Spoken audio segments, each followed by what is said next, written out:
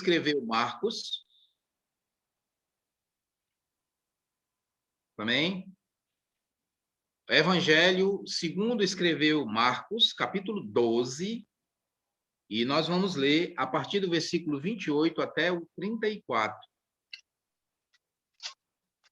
Evangelho segundo escreveu Marcos, capítulo 12, do 28 ao 34.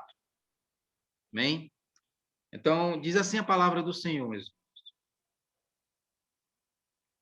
Chegando um dos escribas, tendo ouvido a discussão entre eles, vendo como Jesus lhe houvera respondido bem, perguntou-lhe: qual é o principal de todos os mandamentos? Respondeu Jesus: o principal é: ouve, ó Israel, o Senhor nosso Deus é o único Senhor. Amarás, pois, o Senhor teu Deus de todo o teu coração, de toda a tua alma e de todo o teu entendimento e de toda a tua Pois eu força. lhes praticado na oração. O segundo é: amarás o teu próximo como a ti mesmo. Não há outro mandamento maior do que estes. Disse-lhe o escriba: muito bem, mestre. E com verdade dissestes que ele é o único e não há outro senão ele.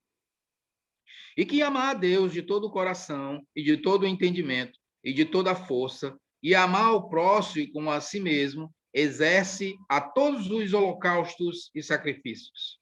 Vendo Jesus que ele havia respondido sabiamente, declarou-lhe: não estás longe do reino de Deus. E já ninguém mais ousava interrogá-lo. Amém? Vamos orar. Pai, em nome de Jesus, obrigado, Deus, pela tua palavra, obrigado por este culto, ó Deus, obrigado por esse momento. Pedimos, ó Deus, que o teu Espírito Santo possa estar nos guiando através da tua palavra, ó Deus. E como sempre nós oramos, que esse momento não seja apenas mais um encontro, apenas mais um culto, apenas mais um momento da palavra, mas que seja um tempo, Deus, de comunhão contigo. Seja um tempo, ó Senhor, onde podemos abrir o nosso coração, a nossa mente, e o Senhor fale diretamente conosco. Possamos sair diferentes, transformados, ó Deus, através da tua palavra. Abençoa nossas vidas, ó Deus, que tudo ocorra tranquilamente, o sinal da internet, e que nada atrapalhe, ó Deus, esse momento tão gracioso que é o momento da palavra. E em nome de Jesus, ó Deus, que nós te oramos e agradecemos. Amém. Graças a Deus, muito obrigado, meus irmãos. Quero compartilhar com a igreja hoje essa palavra, e o tema da mensagem é: saber não é o bastante. Amém? Saber não é o bastante. Então, irmãos, muitas vezes, hoje em dia, né, não só de hoje, mas de muito tempo, os homens, as pessoas, elas têm uma sede pelo conhecimento, pelo saber, pelo querer, né? Querer sempre a mais, e isso não é errado. Nós precisamos crescer, a própria palavra diz que nós precisamos crescer na graça e no conhecimento, né? Mas veja que esse conhecimento ele precisa ser atrelado, né? Ele precisa estar agregado, ele precisa estar junto com a graça de Deus. O conhecimento só, ele é bom por um lado, né? Mas ele não é tudo, como o próprio tema nos diz, saber não é o bastante. Então, Jesus estava em um desses momentos ensinando a palavra, em um desses momentos onde ele estava com a multidão, e ele estava ali, sempre ele era interrogado, sempre as pessoas faziam perguntas, queriam saber de alguma coisa, né? E agora Jesus estava diante de alguém que está ali questionando, está fazendo uma pergunta. E essa pessoa, irmãos, ela não era uma pessoa comum.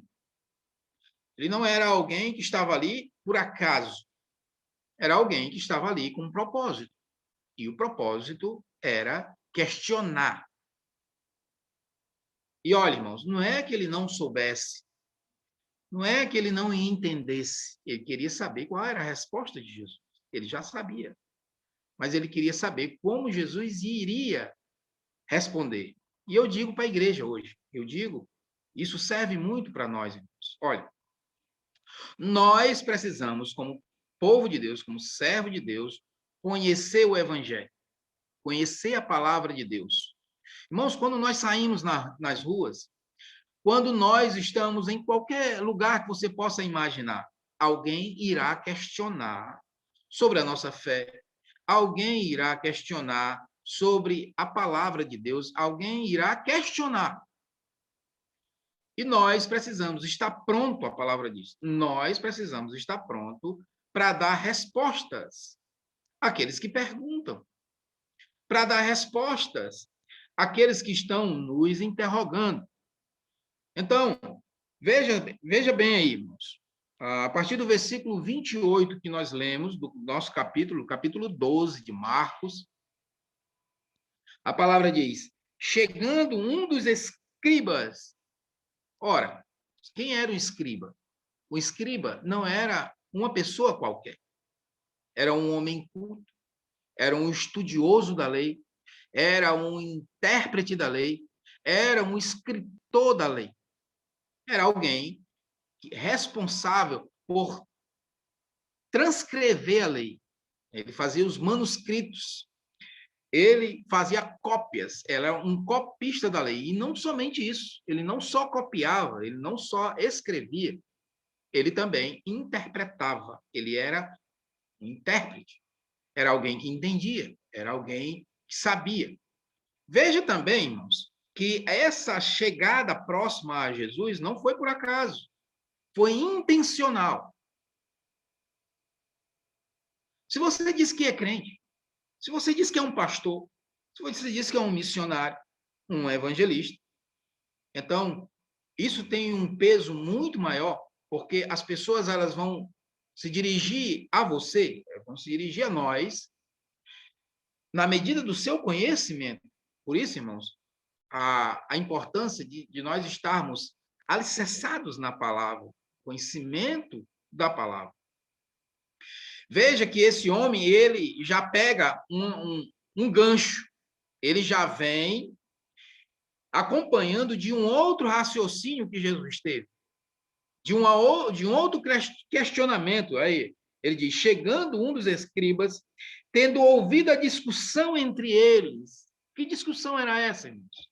Se você voltar um pouquinho aí no versículo 18, do capítulo 12, vai ver que Jesus estava conversando com um grupo. Esse grupo era chamado os saduceus. Esse grupo, eles não acreditavam na ressurreição dos mortos. Para eles, morreu, acabou-se, né? Não tinha nenhuma esperança de nada. Então, Jesus estava conversando com esse grupo, explicando para eles acerca da ressurreição dos mortos, acerca da vida, né, eterna. E esse escriba, juntamente, ele não estava sozinho, ele estava com um grupo também, um outro grupo. É bom lembrar, irmãos, que nos ensinos de Jesus haviam muitas pessoas ali ao redor. Como já falei outra vez, existiam os curiosos, os questionadores e os que estavam famintos pela palavra. Esse escriba, ele fazia parte dos questionadores. E, por ele ser um dos, vamos dizer assim, um dos que se mais sobressaíam, mandaram ele ir. Vai tu, pergunta lá, porque você é o cara, né? Você é o mais, assim, entre nós, você é o que sabe, é mais resolvido. Então, ele foi questionar Jesus sobre os mandamentos. É bom lembrar também, irmãos, que esse escriba, ele era um fariseu, assim como Nicodemos era um fariseu e escriba, né? E esses fariseus, esses escribas, eles criaram, eles mesmos, criaram leis, fora os mandamentos. Os mandamentos, nós sabemos, irmãos, que são 12 mandamentos. É isso? São os mandamentos. Mas, esse escriba, os fariseus, na verdade, esse movimento, eles criaram mais mandamentos por sua conta e risco, sua conta própria.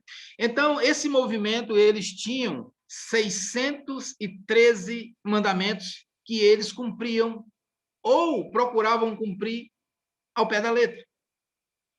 Além dos mandamentos, ou melhor, não são 12, irmão, desculpe, são 10 mandamentos. Aí eu acrescentando 2 a mais, né? Estou igual os escribas e fariseus, são 10 mandamentos, os 10 mandamentos. E eles tinham esses 613 mandamentos que, além dos 10 mandamentos, eles seguiam.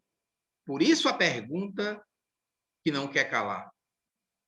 Ele diz, Senhor, mestre, né? Respondendo bem, perguntou-lhe, qual é o principal de todos os mandamentos? Então, quando ele acrescenta aí o todos, ele não está falando apenas dos 10 mandamentos, mas ele está se referindo a todos os mandamentos do qual os fariseus, os judeus, seguiam. Os 10 mais os 613 que eles estavam acostumados a observar. Então, tinha uma intenção por trás de tudo isso. Eles queriam provar Jesus, porque, na verdade, eles não tinham Jesus como o Messias, eles não tinham Jesus como mestre, mas alguém que estava se passando ali, alguém que queria alguma coisa a mais. E eles estavam querendo prender a Jesus, como a gente sabe da história, né? Os religiosos queriam prender a Jesus e queriam pegar ele na própria palavra. Então, essa pergunta que exigia uma resposta, só o que ele responder aqui, a turma que estava ali do lado dele também estava ouvindo, como estava ouvindo também, sobre a discussão sobre os saduceus, sobre a ressurreição dos mortos. Então, eles estavam ligados ali, procurando saber a resposta. E, mais uma vez, irmãos, nós aprendemos aqui como igreja a importância de conhecer, a importância de saber. E por isso que eu insisto tanto, leia a Bíblia. Leia a palavra, meus irmãos. Só tem uma forma de nós sabermos, só tem uma forma de estarmos atentos. É a leitura da palavra. Não existe. Ou nós aprendemos pela leitura, ou nós aprendemos ouvindo, escutando, estudando, mas nós precisamos estar atentos. Os que estão ao nosso redor, aqueles que não são cristãos, eles estão ao nosso redor procurando alguma oportunidade para falar alguma coisa, para dizer alguma coisa, e nós precisamos estar atentos. E Jesus estava atento a tudo e a todos. E nós, como povo de Deus, também precisamos ter essa perspectiva. Precisamos ter essa intenção bondosa da atitude dos outros que vêm nos fazer perguntas capciosas, vêm, na verdade, nos interrogar para saber qual é a nossa resposta. Amém, irmãos? Precisamos estar atentos. Mas, irmãos, Jesus ele responde de uma maneira graciosa. Na verdade, irmãos, Jesus ele nos ensina, e essa segunda parte aqui, esse segundo ponto é muito interessante para nós, porque Jesus aproveita essa oportunidade para quê? Para evangelizar. Jesus, ele aproveita esse pequeno incidente, vamos dizer assim, você está querendo saber, então eu vou lhe mostrar como é. E mostrou, irmãos, o evangelho de uma forma diferente, porém poderosa e bem edificante. Eu diria assim, de uma forma que ele não esperava a resposta de Jesus. Jesus usa a própria lei para trazer o evangelho.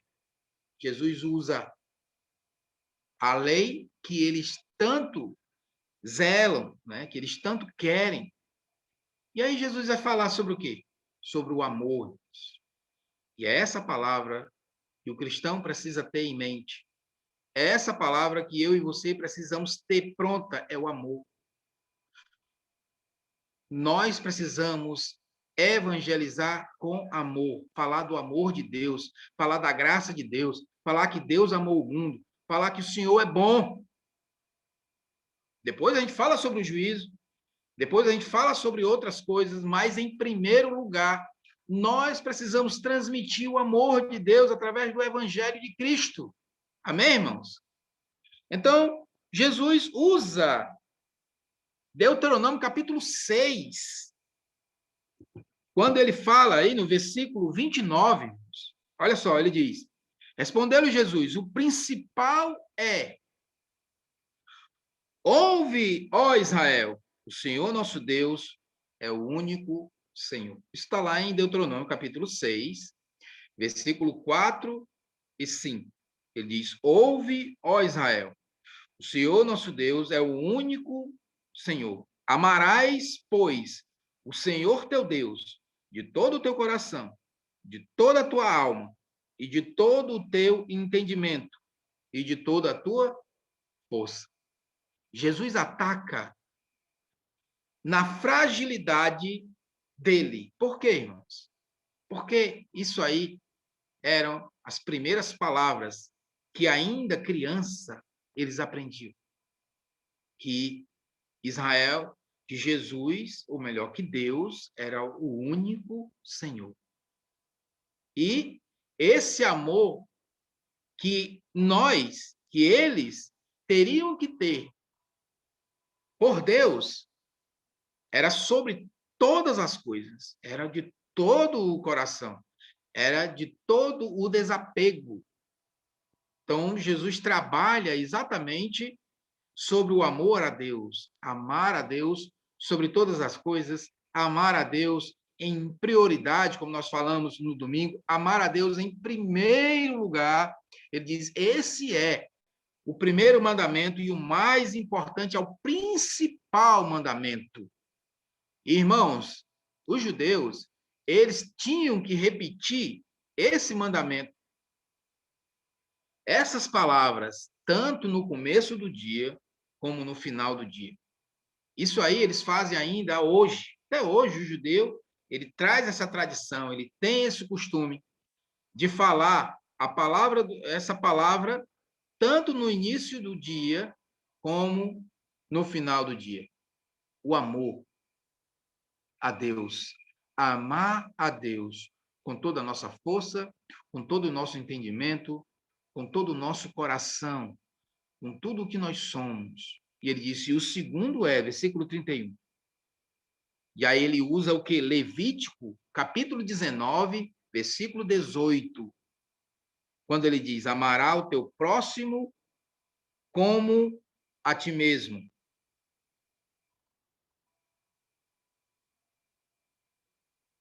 E acrescenta, não há outro mandamento maior do que estes dois. Não há outro mandamento maior do que estes. Então, Jesus aí ele usa essa situação dizendo para eles que ele não mostra ele não que quando nós amamos a Deus verdadeiramente de coração, nós desenvolvemos um relacionamento com Deus. Jesus está mostrando o amor, irmãos. Quando nós nos relacionamos com alguém, seja esposo, esposa, seja um filho, seja uma amizade, e quando ele fala de Deus, esse relacionamento, ele é firmado pelo amor, e esse relacionamento, ele não vive por regras.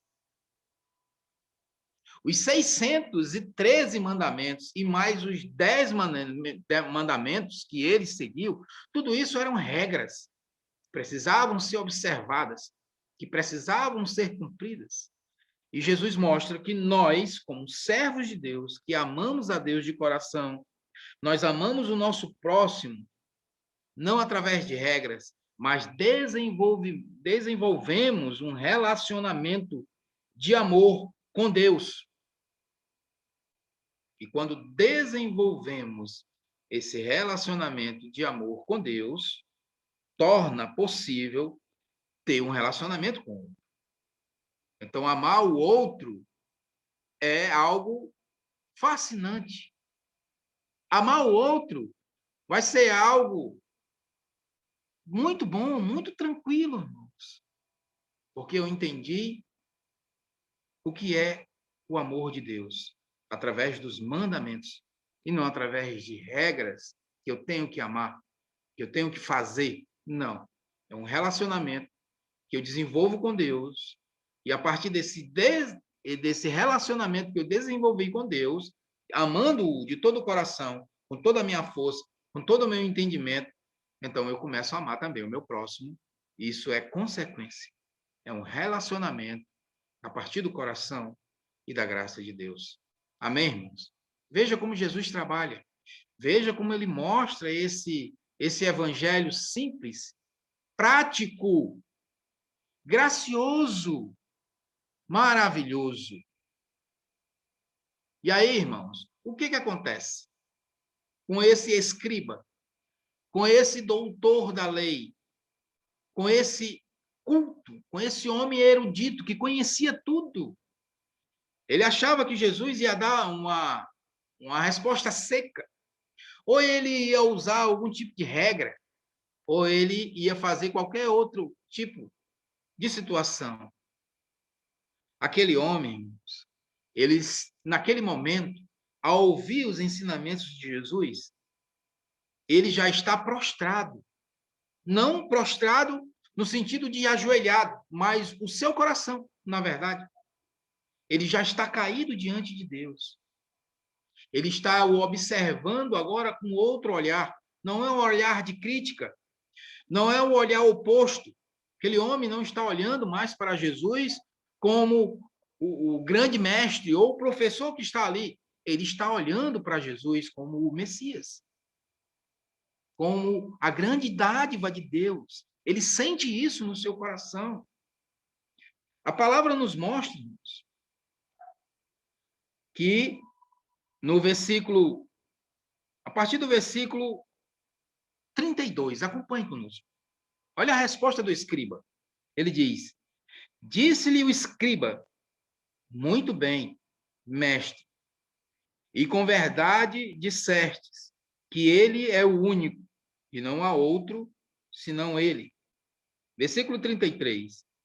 E que amar a Deus de todo o coração, e de todo o entendimento, e de toda a força, e amar o próximo como a si mesmo, exerce a todos os holocaustos e sacrifícios.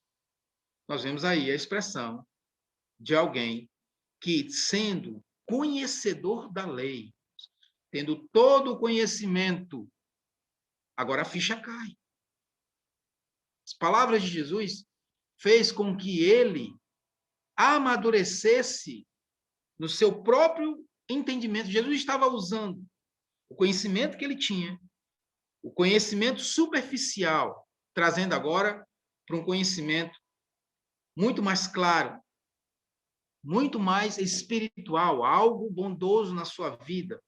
Estava havendo ali, irmãos, uma transformação, uma restauração, porque aquele homem, ele estava, na verdade, não sabia com quem estava falando, né? A gente poderia usar até uma expressão que, quando aquele homem foi interrogar Jesus sobre o mandamento, Jesus poderia olhar para ele e usar aquele jargão que muita gente usa, né? Você sabe com quem você está falando? Não, irmãos, Jesus não usou isso. Até porque Jesus sabia quem ele era e sabe quem ele é, e ele preferiu responder pela palavra, porque Jesus é a própria palavra. Ele é o próprio mandamento vivo. Ele é o próprio ser e ele é o próprio amor. Amém, irmãos? Então, Ali estava um homem já debruçado diante do Messias, e ele já não suportava mais olhar para os seus amigos, escribas e fariseus que estavam ali próximo, que estavam ali do seu lado, porque ele entendeu a mensagem do Evangelho. Ele entendeu as palavras de Jesus. E Jesus que conhece o íntimo, e Jesus que conhece os corações, irmãos.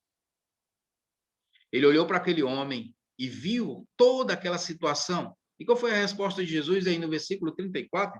Ele diz: vendo Jesus que ele havia respondido sabiamente, ele disse o quê? Não estás longe do reino de Deus. E, irmãos, essa resposta que Jesus dá a esse homem, esse é o nosso ponto, e eu encerro aqui.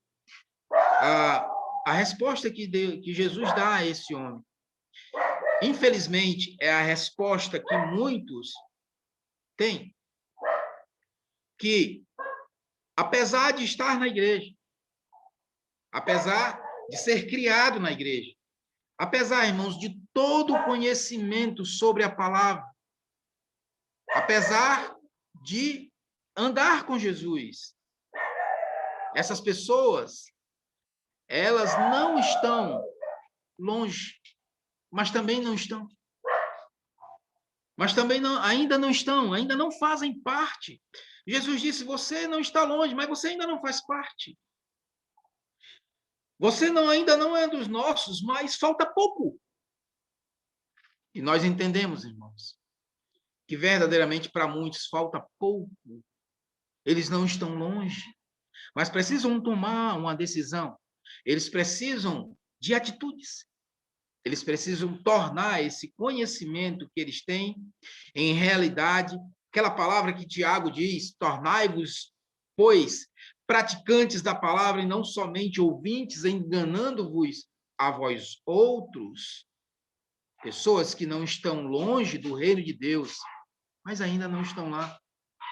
Pessoas que podem ser ainda muito transformadas por essa palavra, por esse evangelho. E aqui, irmãos, no Salmo 34, versículo 18, a palavra diz assim, meus irmãos: perto está o Senhor dos que têm o coração quebrantado e salva os de espírito oprimido. Aquele homem estava diante de Jesus com o coração quebrantado. E muitos, irmãos, quando chegam na igreja, quando ouvem a palavra, quando eles se encontram conosco e eles questionam alguma coisa, e quando nós respondemos com a palavra, essas pessoas, elas estão com o coração quebrantados. Porém, elas estão, como diz aí o salmista, versículo 18 do Salmo 34, o espírito dessas pessoas estão oprimido. O seu espírito está oprimido. Por quê? São as preocupações da vida, são as preocupações do mundo, são as situações, as circunstâncias que não deixam que essa pessoa tome uma atitude positiva em relação à vida cristã, em relação ao evangelho. Pessoas estão com o coração quebrantado, ou seja, recebem bem a palavra, mas o seu espírito está oprimido, porque preferem ainda ficar escondido por trás do seu conhecimento, por trás das suas lutas, não querem deixar o pecado, não querem abandonar a velha vida. E Jesus olha para essas pessoas com um olhar gracioso, com um olhar de amor e diz: você não está longe do reino dos céus, não está longe do reino de Deus. Está bem pertinho, mas ainda não está lá, né? Então, esse homem, irmãos, ele nem sabia do grande privilégio. Ele estava tão perto do mestre, tão próximo fisicamente, mas tão longe espiritualmente. E a nossa oração nessa noite é que possamos estar próximos de Jesus espiritualmente. Estar verdadeiramente no reino e não próximo dele. Estar não na porta, mas já dentro. Que ele possa está dentro de nós, como ele disse, o reino, ele está dentro de vós. E que o Senhor abençoe nossas vidas e verdadeiramente possamos estar com Deus, próximo de Deus, com o coração quebrantado, com o espírito oprimido e recebendo da sua palavra, da sua graça, da sua bondade, da sua misericórdia. Amém, irmãos? Quero orar com você nesse momento, pedindo a graça dele e a bondade. Vamos orar. Pai, em nome de Jesus. Obrigado, Deus, pela tua palavra. Obrigado por tudo que o Senhor tem nos dado. Obrigado, Deus, porque o Senhor tem sido bom e tem nos abençoado. O Senhor tem suprido, ó Deus, cada uma das nossas necessidades. Cada dia, ó Deus, é um milagre. Cada dia, ó Deus, é uma experiência. Cada dia, Senhor Deus, é algo novo que o Senhor faz em nossas vidas. Pai, eu oro pela igreja e eu oro pelas famílias e eu oro para você que vai trabalhar amanhã cedo. Que o Senhor abençoe a sua vida, que o Senhor abençoe a sua saída, a sua chegada, abençoe a tua empresa, que ela possa prosperar e você possa prosperar junto com ela. Abençoa também aqueles que trabalham por conta própria, que o Senhor esteja dando clientes bons, que dê poder de compra, poder de venda. Abençoe o seu dia a dia, abençoe a sua vida em nome de Jesus. Senhor, abençoe os nossos jovens, abençoe nossas crianças, abençoe os seus sonhos, os seus projetos. Abençoa nossas vidas, ó Deus. É em nome de Jesus, ó Pai, que nós choramos e agradecemos.